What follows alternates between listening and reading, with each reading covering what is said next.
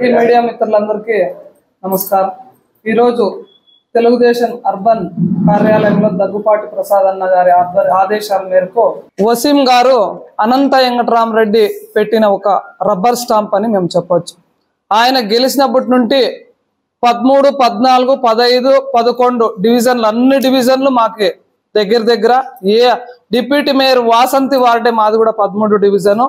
కుక్కలు ఎటు చూసినా కూడా కుక్కలు చిన్న పిల్లలను కానీ పెద్ద పిల్లలను కానీ ఒక పొగ దోమలకి పొగ ఇడచడం కానీ కుక్కలు అయితే బ్రహ్మాండంగా తిరుగుతున్నాయి వార్డులో।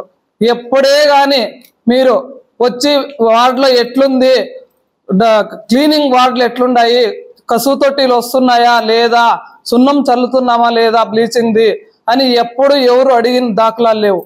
మీరు వచ్చి మా చంద్రబాబు నాయుడు గారిని సూపర్ 6 పథకాలు అడగడం అంటే సిగ్గుచేటుగా ఉంది।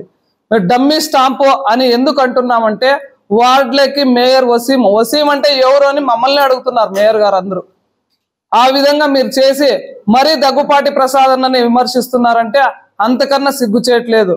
మా ఎమ్మెల్యే గెలిచిన తర్వాత 100 రోజులు 106 రోజుల పరిపాలనలో మా ఎమ్మెల్యే గారు ప్రతి వార్డుకి తిరిగినారు। గెలిచినాక తిరిగినారు, గెలిచక ముందు తిరిగినారు। ఆయనే మా కార్యకర్తలకంతా షెడ్యూల్డ్ ఎట్లా చేయాలా, యా వార్డు తిరగాల, యా వార్డులో అయితే తక్కువ ఉంది, ఎక్కువ ఏమి సమస్యలు ఉన్నాయి అడిగి కార్యకర్తల ద్వారా తెలుసుకోండి। మీరు ఏ వార్డులో ఏమేం పైప్ లైన్ నీళ్లు కానివ్వండి, పైప్ లైన్లు కానివ్వండి, మళ్ళీ దోమలకి పొగ కానివ్వండి కనుక్కొని అర్బన్ కార్యాలయం దగ్గరికి వచ్చి మీరు చెప్తే మేము మున్సిపాలిటీకి రెఫర్ చేసి మేమంతా క్లీనింగ్ చేపిస్తామని మా ఎమ్మెల్యే గారు చెప్పడం జరిగింది। అదే విధంగా నువ్వు ఆ రోజు వచ్చి మేయర్ అయినటువంటి వసీం గారు నువ్వు దయచేసి మా ఎమ్మెల్యేని విమర్శించాల్సిన అవసరం అంతకన్నా నీకు లేదు।